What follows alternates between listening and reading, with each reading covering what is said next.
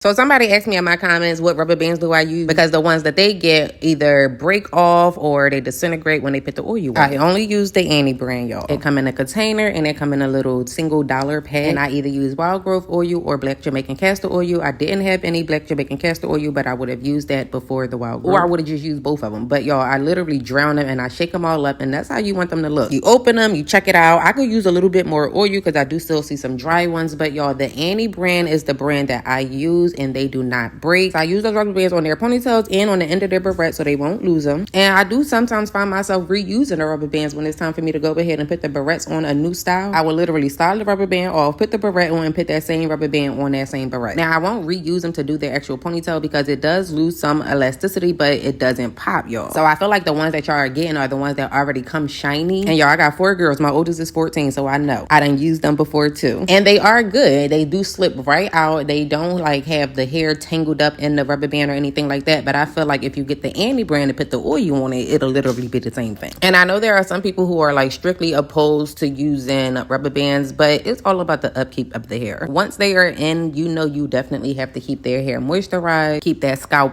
oiled, and also put a little bit of oil around the rubber band once the hair is done too. And I learned the hard way with that as well. So I feel like if you're using rubber bands in your baby hair and it's pulling your baby's hair out, then it's not the rubber band, it's you. You're not doing what needs to be done in order to prevent that. So, you know, once the hair is done, you do your refresh with the leave-in conditioner, the water, the oil. If you're not doing that, of course the hair is going to get dry and break off, especially with the elasticity from the rubber band rubbing up against it.